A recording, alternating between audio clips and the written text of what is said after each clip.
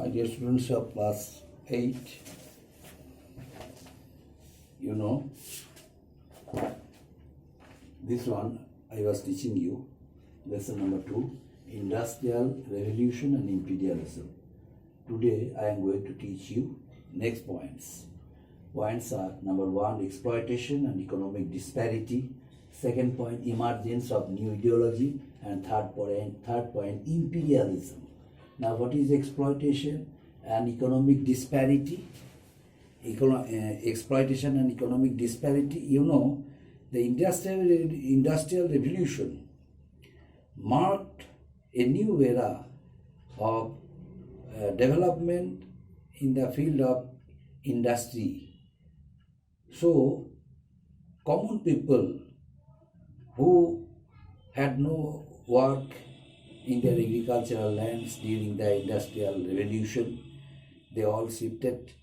They all shifted from villages to cities in search of jobs.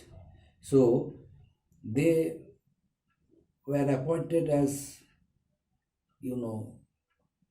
factory workers, but they were paid very less wages. That's why their condition had become very harsh, very miserable.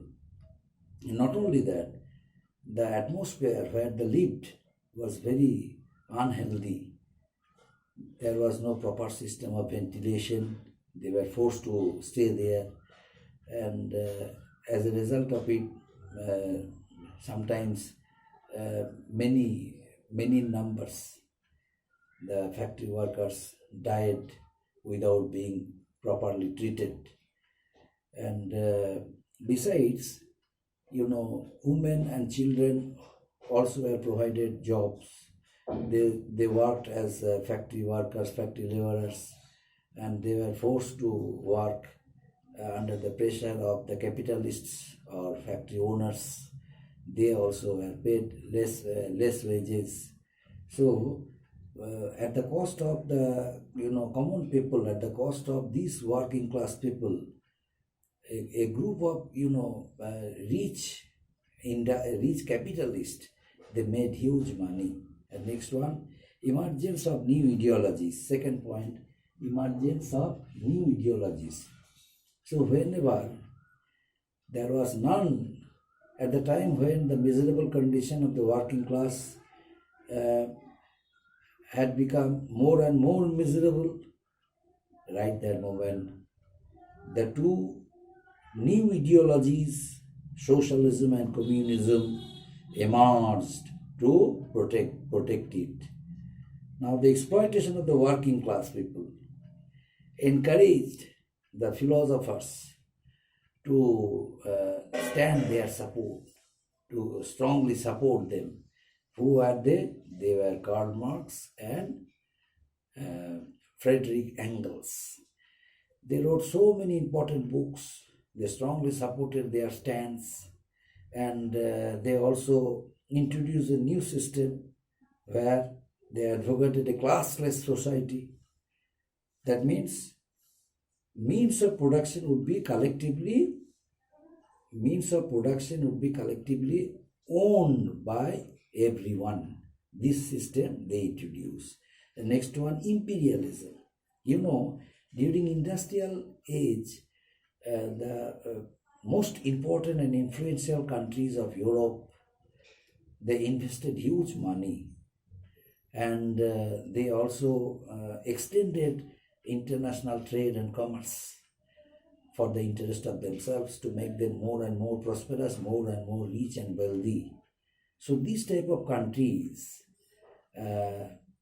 did not supply their productive or their manufactured goods amongst themselves, but to those who had no military capability but huge natural resources. In order to attract them, in order to ensure their earnings, in order to ensure their better benefit, they started supplying the weak nations by collecting their natural resources. That means give and take policy. You give me your natural resources, we shall help you by supplying our manufactured goods at a very low price. And as a result of it, the weak nations who had huge natural resources but no military power, they all came under the control of the rich countries of Europe. And by this way, a number of European countries established their influence and by occupying a number of territories of different parts of Europe and paved the way of imperialism. They were Germany, Italy, Spain, France, and of course England. England was the first one who started occupying territories of other weak countries who had huge natural resources, who had huge, raw materials.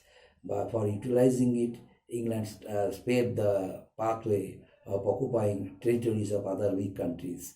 So other countries of Europe, they followed the footsteps of England, and later on they occupied many territories and made their colonies. So the concept of colonialism came as an impression of imperialism. Thank you.